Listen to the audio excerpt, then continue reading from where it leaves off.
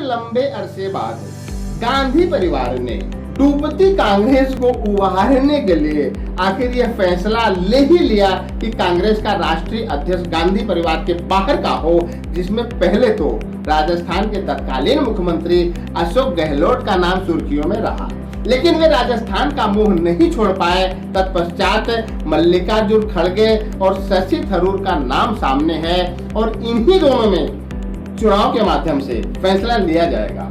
मल्लिकार्जुन खड़गे के बारे में हम पिछले वीडियो में आपको बता चुके हैं। अब इस वीडियो में हम शशि थरूर के जीवन के बारे में गहराई से जानेंगे, तो आइए अब शुरू करते हैं। नमस्कार दोस्तों, मैं अमित दुबे आप सभी का हार्दिक स्वागत करता हूं। दोस्तों, हमने इस वीडियो को छोटे छोटे टुकड़ों में बांटा है ताकि आपको शशि थरूर के जीवन के बारे में सब कुछ आसानी से समझ में आ सके। तो आइए सबसे पहले हम उनके प्रारंभिक जीवन के बारे में चर्चा करते हैं। शशि थरूर का जन्म 9 मार्च 1956 को लंदन, इंग्लैंड में एक मलयाली नायर परिवार में हुआ था, लेकिन उनका मूल निवास स्थान दक्षिण भारत का केरल राज्य है। उनके पिता का नाम चंद्रन थरूर और माता का नाम लिली थरूर है।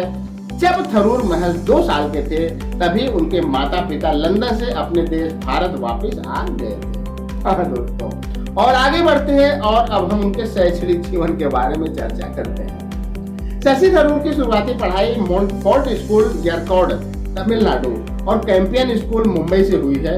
तत्पश्चात उन्होंने Saint Xavier's College, Kolkata, Saint Stephen's College, Delhi और टफ्ट्स यूनिवर्सिटी, यूएसए से कॉलेज की पढ़ाई पूरी की। अगर हम थरूर की डिग्रियों की बात करें तो उन्होंने BA, MA, MLD, PhD, DLitt तक की डिग्री हासिल की है। और आगे बढ़ते हैं और अब हम उनके पारिवारिक जीवन के बारे में चर्चा करते हैं। शशि थरूर का पारिवारिक जीवन थोड़ा रोमांचक सा रहा है, जिसमें उनका बहुवैवाहिक जीवन शामिल रहा है। उनकी पहली पत्नी तिलोत्तमा मुखर्जी, दूसरी पत्नी क्रिस्टा जाइल्स और तीसरी पत्नी सुनंदा पुष्कर रही, जिनकी अभी कुछ साल पहले ही आकस्मिक मृत्यु हुई थी और उनकी मृत्यु का मामला भारतीय मीडिया में काफी चर्चा का विषय भी रहा था, जिसके कारण शशि थरूर भी काफी चर्चा में रहे। थरूर के 2 बेटे हैं, जिनके नाम हैं ईशान थरूर और कनिष्क थरूर। उनकी 2 बहनें भी हैं, जिनके नाम हैं स्मिता थरूर और शोभा थरूर। पेपर में लगभग उनके पिता थरूर के पिता चंद्रन थरूर ने स्टेटमेंट न्यूज़पेपर में लगभग 25 साल तक काम किया है। उन्होंने कोलकाता, मुंबई और दिल्ली में भी कई वर्षों तक अलग अलग पदों पर काम किया है। और आगे बढ़ते हैं और अब हम शशि थरूर के राजनीतिक जीवन के बारे में चर्चा करते हैं। शशि थरूर की राजनीतिक यात्रा सिर्फ भारत तक ही सीमित नहीं रही है, बल्कि थरूर अंतर्राष्ट्रीय स्तर के नेता भी रहे हैं।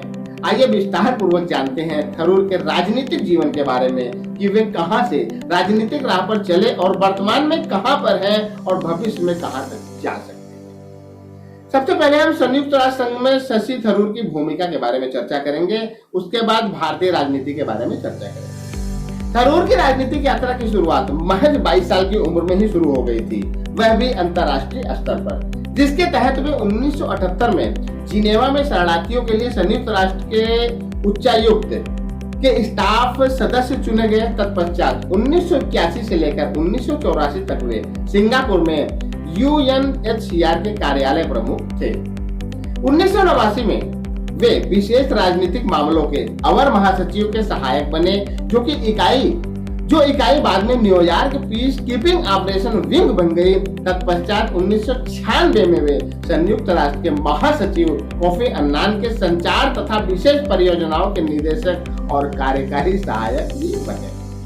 तत्पश्चात शशि थरूर को संचार और सार्वजनिक सूचना का अवर महासचिव बनाया गया।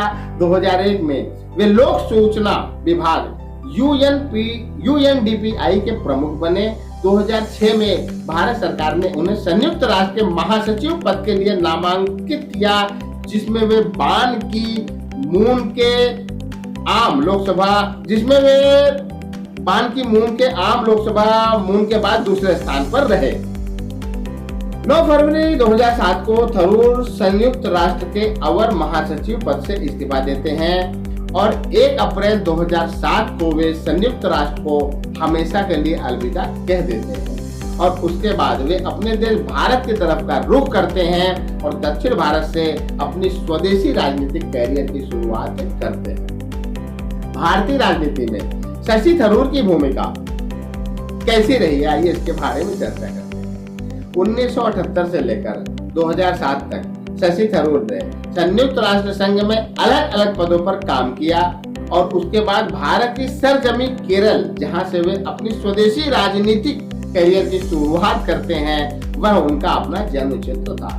2009 में थरूर वहां के लोकसभा के आम चुनाव में तिरुवनंतपुरम की सीट से चुनाव लड़ते हैं और उसमें अपने प्रतिद्वंदी को लगभग 1 लाख मतों से हराकर संसद सदस्य बनते हैं। 2009 के लोकसभा चुनाव में भी कांग्रेस की ही सरकार बनती है और मनमोहन सिंह ही प्रधानमंत्री बनते हैं, जिसमें सरकार में उन्हें विदेश राज्य मंत्री बनाया गया, जिसके तहत उन्हें अफ्रीका, लैटिन अमेरिका और खाड़ी देशों का प्रभारी का काम देखना था। 2014 के लोकसभा के चुनाव में भारतीय जनता पार्टी की सरकार बनती है, नरेंद्र मोदी भारत के प्रधानमंत्री बनते हैं। लेकिन मजे की बात यह है कि उस चुनाव में केरल के उसी तिरुवनंतपुरम लोकसभा सीट से शशि थरूर ने भारतीय जनता पार्टी के उम्मीदवार राजगोपाल को लगभग 15,000 मतों से हराकर दूसरी बार जीत हासिल करते हैं और विपक्ष की सदस्यता प्राप्त की, जिससे उन्हें विदेशी मामलों का संसदीय स्थायी समिति का अध्यक्ष बनाया गया। 2014 के अक्टूबर महीने में शशि थरूर को उनकी ही पार्टी ने इसलिए प्रवक्ता पद से हटा दिया था क्योंकि उन्होंने तत्कालीन प्रधानमंत्री नरेंद्र मोदी की तारीफ कर दी थी, जो कि कांग्रेस के आला कमान को हजम नहीं हुई।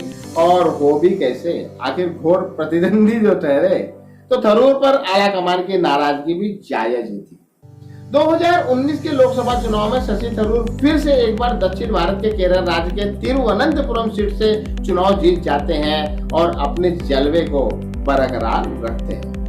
2024 के लोकसभा चुनाव में डूबती कांग्रेस को उबारने के लिए आला कमान ने यह फैसला लिया है कि अब कांग्रेस का अध्यक्ष गांधी परिवार के बाहर का होगा, जिसमें 3 नाम सामने आए। पहला राजस्थान के तत्कालीन मुख्यमंत्री अशोक गहलोत, दूसरा दक्षिण भारत के दिग्गज और पुराने नेता मल्लिकार्जुन खड़गे और तीसरा नाम है शशि थरूर का, जिसमें फिलहाल अशोक गहलोत इस रेस से बाहर हो चुके हैं और अब सीधी टक्कर है मल्लिकार्जुन खड़गे और शशि थरूर के बीच। देखते हैं कि इस रेस में आखिर कौन बाजी मारता है और भारतीय राष्ट्रीय कांग्रेस का अध्यक्ष बनता है। और आगे बढ़ते हैं और अब हम शशि थरूर के कमाई और संपत्ति के बारे में चर्चा करते हैं। अगर हम शशि थरूर की कमाई की बात करें तो वे इस समय दक्षिण भारत के तिरुवनंतपुरम से कांग्रेस के वर्तमान सांसद हैं और उन्हें 1 लाख रुपए महीना सैलरी तथा अन्य सरकारी भत्ते मिलते हैं। थरूर की कुल संपत्ति 35 करोड़ रुपए आती गई। दोस्तों, आशा करता हूं कि यह वीडियो आपके ज्ञान के भंडार को पहले से और बेहतर बनाएगा, साथ ही साथ आपको बुद्धिजीवियों की श्रेणी में लेकर जाएगा। तो आज के लिए सिर्फ इतना ही। अगले वीडियो में हम और आप फिर मिलेंगे किसी नए टॉपिक के साथ। तब तक के लिए जय हिंद, जय भारत।